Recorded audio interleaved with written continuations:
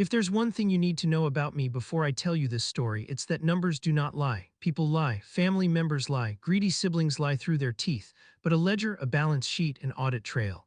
Those are the holy texts of undeniable truth.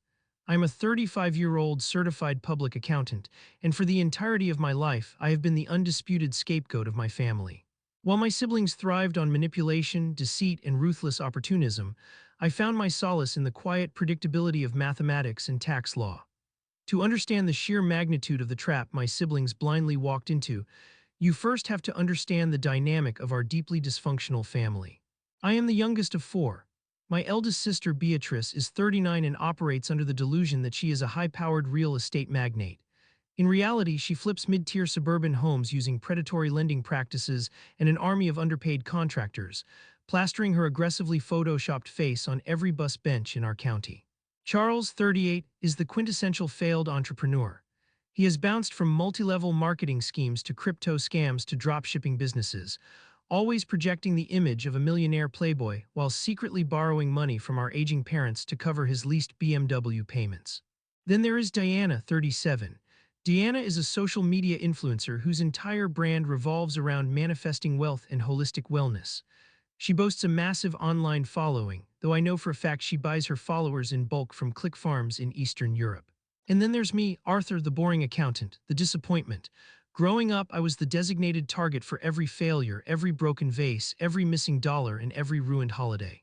If Charles crashed my parents' car, he convinced them I had distracted him. If Beatrice threw a party while our parents were away and the house got trashed, they uniformly agreed that I had invited the rowdy guests. If Diana failed a class, it was because I was supposedly playing my music too loud for her to study.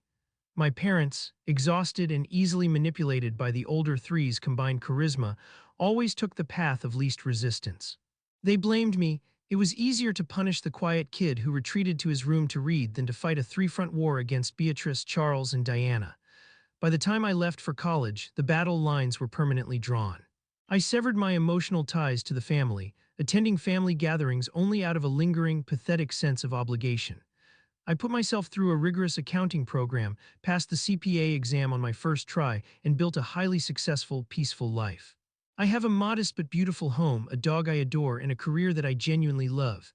I make a very comfortable living, but I don't flaunt it.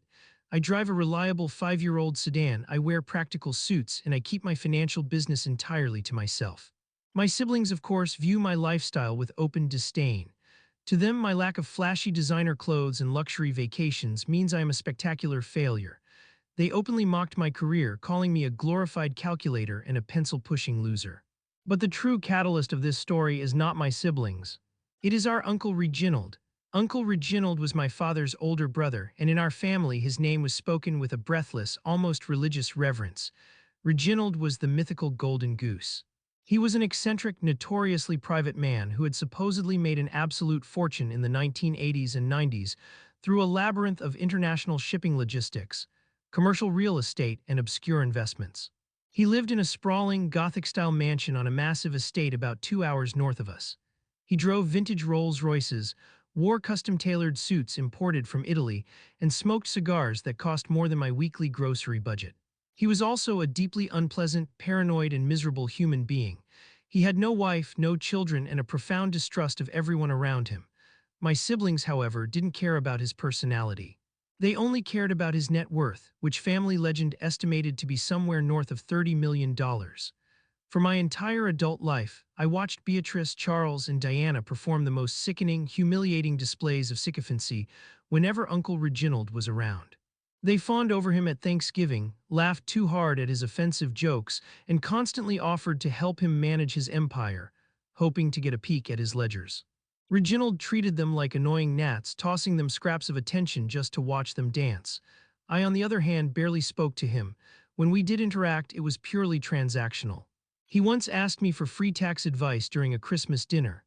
I gave him the business card of my firm's senior partner and told him our hourly rate was $500. He scowled, called me a smartass, and never asked me for financial advice again, which, as it turned out, was the greatest blessing of my life. The inciting incident of this saga occurred on a bleak Tuesday in November. I was sitting in my office, elbow deep in a complex corporate merger audit when my cell phone buzzed. It was a group text from Beatrice. Uncle Reg is dead, massive heart attack, family meeting at my house tomorrow night, be there. Don't be late. I stared at the screen for a long moment, feeling a strange absence of emotion. I hadn't seen Reginald in 3 years. My immediate thought was not of grief, but of the absolute chaos that was about to unfold. The golden goose was dead. The feeding frenzy was about to begin. I attended the family meeting out of morbid curiosity. When I arrived at Beatrice's aggressively modern, horribly decorated suburban McMansion, the atmosphere was electric. My three siblings were practically vibrating with suppressed glee. They had already popped open a bottle of expensive champagne, though they tried to hide the glasses when I walked into the kitchen. Well, Charles said, leaning against the marble island, adjusting the cuffs of his overly tight blazer. The old man finally kicked the bucket. Sad day, truly a tragedy. He took a sip of champagne, completely failing to hide his smirk. It's the end of an era, Diana chimed in, filming a quick, solemn-looking selfie video for her Instagram story before immediately dropping the sad expression. But we have to focus on the practicalities. The estate. Exactly, Beatrice said, slamming a thick manila folder onto the counter. I've already been in touch with a contact of mine, an attorney. We need to secure the assets before the state tries to step in and freeze anything. Uncle Reg's estate is massive, and we need to handle it internally. I crossed my arms. Did he have a will? Beatrice scoffed, waving a manicured hand dismissively. Of course he did, but his personal lawyer is a dinosaur who won't return my calls. It doesn't matter. We are his only living blood relatives. Mom and Dad are in an assisted living facility and legally signed over their power of attorney to me last year. The estate falls to us, the four of us. She said the words, the four of us, with a physical grimace, as if tasting something rotten. I knew exactly what they were thinking. They couldn't stand the idea of splitting a $30 million pie 4 ways. They wanted thirds. Look, Arthur, Charles said, adopting a patronizing tone, you've never really been a part of this family. You never made an effort with Uncle Reg. You insulted him. You ignored him. Beatrice, Diana, and I were the ones checking in on him. This was a lie. They only checked in to ask for loans, which Reginald routinely denied. It wouldn't really be fair for you to swoop in now and take a massive cut of an empire you had no part in maintaining. I see, I replied calmly, keeping my face entirely neutral. So you're cutting me out? We're just being realistic, Diana snapped, her influencer sweet voice dropping into a harsh rasp. You don't need the money. You're a boring accountant with a boring life. What are you going to do with millions of dollars? Buy more gray suits. We have businesses to run. We have vision. I'm not arguing with you, I said softly, and I wasn't. I truly didn't care about Reginald's money. I had already decided I wanted nothing to do with the ensuing legal circus. But my siblings, forever projecting their own greed onto others, didn't believe me. They thought I was plotting. They thought I was going to hire my own ruthless lawyers and fight them tooth and nail for my 25%. And so, they resorted to the only language they understood, blackmail and intimidation. 2 weeks later, the day after Reginald's incredibly lavish, entirely performative funeral, I received a formal summons via certified mail. It was a request to appear at the offices of Vance and Associates, a boutique law firm located in a strip mall on the sleazy side of town. I knew the reputation of Leonard Vance. He was an ambulance chaser, a fixer for petty criminals, and a man notorious for falsifying documents and burying evidence. He was exactly the kind of bottom-feeding lawyer Beatrice would hire to do her dirty work. I arrived at the office precisely at 2:00 p.m. The waiting room smelled of stale cigarette smoke and cheap air freshener. When I was ushered into the cramped, poorly lit conference room, I found my three siblings sitting on one side of a scuffed mahogany table. Leonard Vance, a sweaty man with a cheap comb-over and a mustard stain on his tie, sat at the head. Ah, Arthur, Beatrice purred, gesturing to the single empty chair across from them. Sit down, let's make this quick. I sat, placing my leather briefcase on the floor. I folded my hands on the table and waited. Mr. Vance cleared his throat, opening a file. Mr. Hastings, we are here to discuss the estate of the late Reginald Hastings. As you know, the estate is substantial. Given the complex nature of the assets and the historical estrangement between you and the deceased, your siblings have proposed an arrangement to expedite the probate process. Vance slid a thick, legally binding document across the table. It was titled Irrevocable Waiver and Disclaimer of Inheritance RIGHTS. I looked down at the document, then up at my siblings. You want me to voluntarily sign away my entire legal right to the estate? We're demanding it, Charles said, leaning forward, trying to look menacing. And if I refuse? I asked, testing the waters. Beatrice smiled, a predatory, venomous stretching of her lips. She reached into her designer handbag and pulled out a different folder. She tossed it onto the table. If you refuse, Arthur, we ruin your pathetic little life, she said softly. I raised an eyebrow. Is that so? You're an accountant, Artie, Diana sneered. Your entire career relies on your reputation, your ethics. Your precious CPA license. Inside that folder, Beatrice continued, her eyes gleaming with malice, are sworn affidavits signed by all three of us, as well as two of my former contractors and one of Charles's former business partners. The affidavits state, under penalty of perjury, that over the last 5 years, you have been secretly providing us with illegal tax evasion strategies, falsifying our business records, and actively helping us defraud the federal government. I stared at her, genuinely stunned by the sheer audacity of the threat. That is completely fabricated. I have never once touched any of your taxes. I refuse to. It doesn't matter if it's true, Arthur, Charles laughed harshly. If we send these affidavits to the state licensing board and anonymously forward them to the IRS Criminal Investigation Division, your life is over.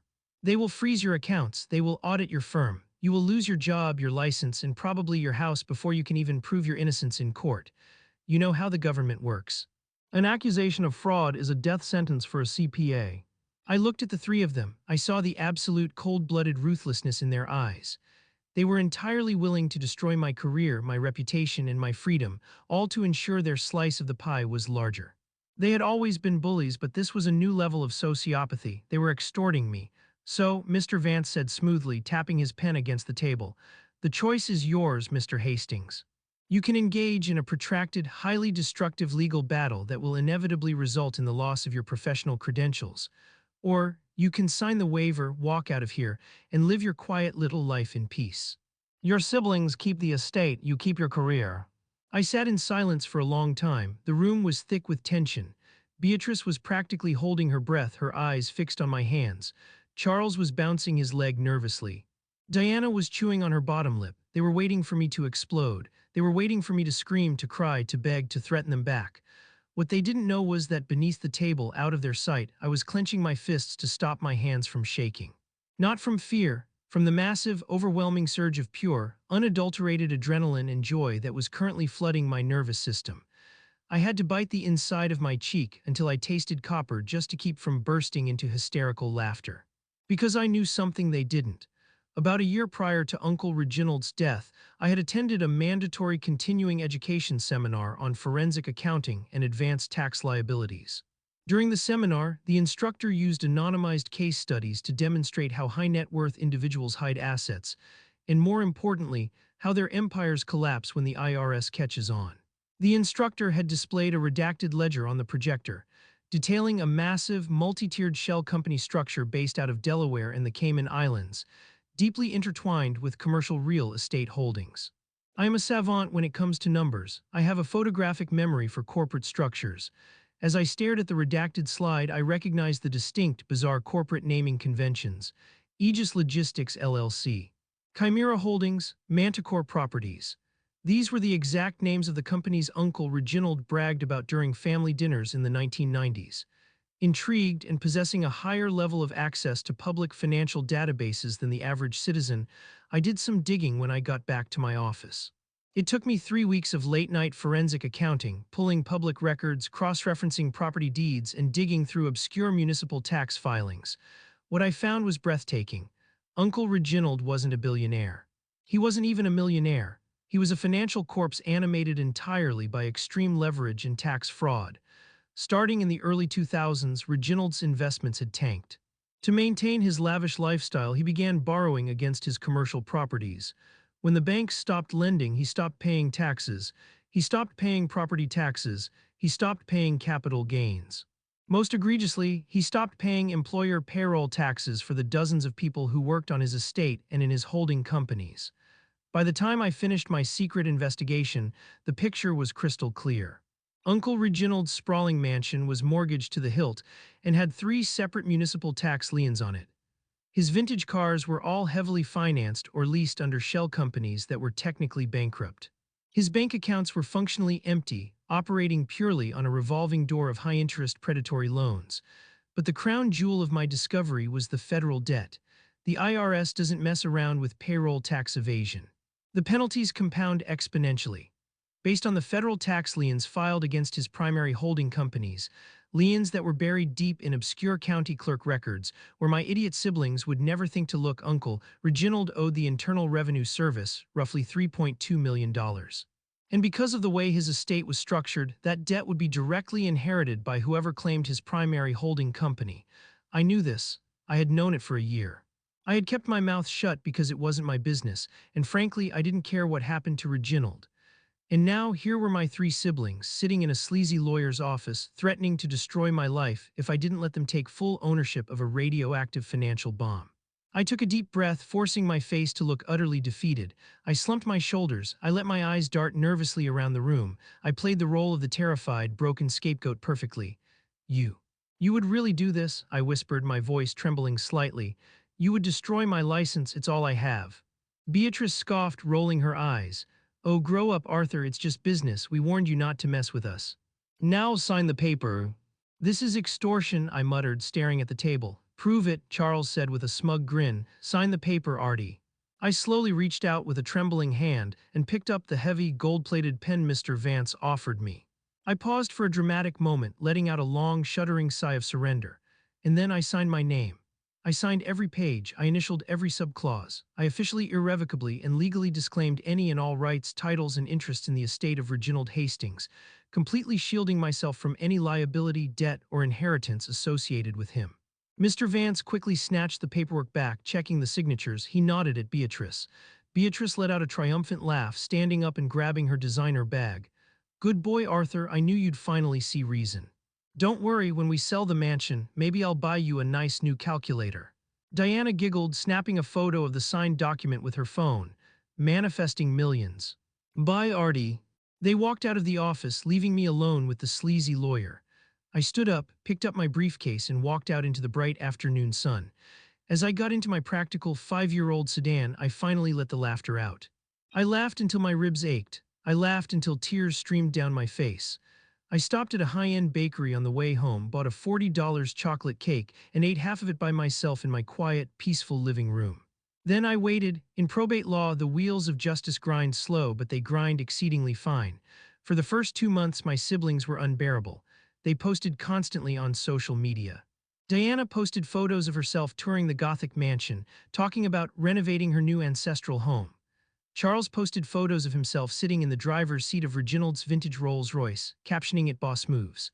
Beatrice was practically parading around town, bragging to everyone in the local real estate community that she was about to liquidate a $30 million portfolio. They officially filed the probate paperwork, legally establishing themselves as the sole heirs and executors of the estate.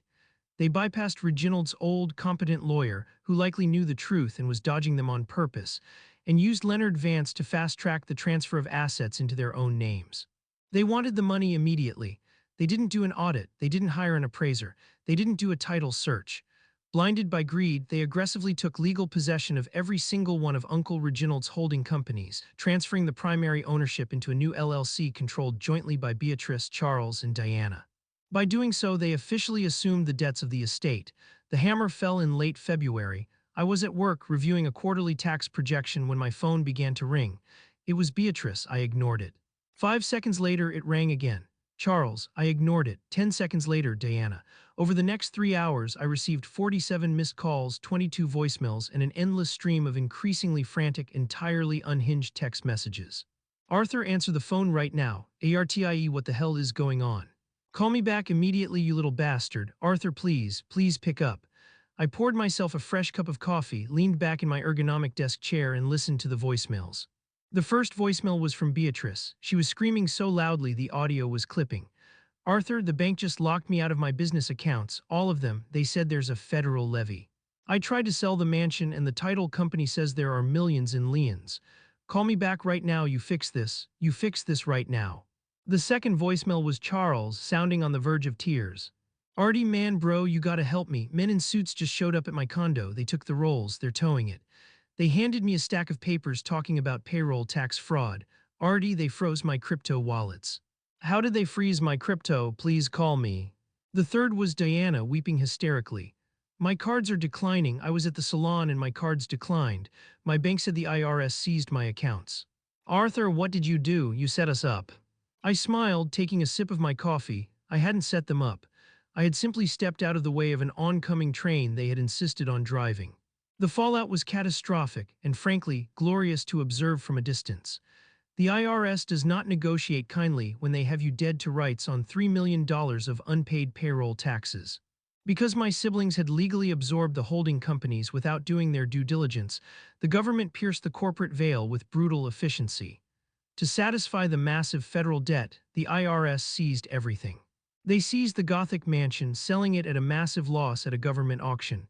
They seized all of the vintage cars, but that barely scratched the surface of the $3 million plus the massive accumulated penalties. So the government went after their personal assets. Beatrice's real estate flipping business collapsed overnight. The government placed liens on every single one of her properties, completely freezing her ability to buy or sell. Her contractors, sensing the blood in the water, sued her for unpaid wages. She was forced to declare Chapter 7 bankruptcy and lost her McMansion. She now lives in a rented two-bedroom apartment in a terrible school district. Charles lost everything. His leased BMW was repossessed. The federal government seized his bank accounts and liquidated whatever meager assets he actually possessed. Without his facade of wealth, his various business partners abandoned him. He moved back into our parents' old house, which had miraculously survived the purge only because it was in a trust that Reginald had no part in. Diana's influencer career imploded. When she couldn't afford to buy fake followers or stage photo shoots in luxury hotels, her engagement tanked. She tried to pivot to poverty budgeting content, but her remaining audience saw through it. Her accounts were continuously garnished by the federal government. As for me, a few weeks after the explosion, Leonard Vance, the sleazy lawyer, attempted to call me. He tried to argue that the waiver I signed was invalid and that I was still liable for a quarter of the debt. I simply sent an email to the State Bar Association, CCing Vance, with a detailed timeline of his extortion attempt, noting that I had security camera footage of myself entering his office on the day in question, and offering to provide a sworn statement to the IRS regarding Vance's involvement in hiding assets. Vance never contacted me again. I am currently sitting on my back patio throwing a tennis ball for my dog. The weather is beautiful, my mortgage is half paid off, my retirement accounts are healthy, I have absolutely zero debt. I haven't spoken to my siblings in 8 months and I never plan to again. They tried to use my profession against me, completely forgetting the cardinal rule of dealing with an accountant. We always read the fine print. And we always know exactly what the numbers mean.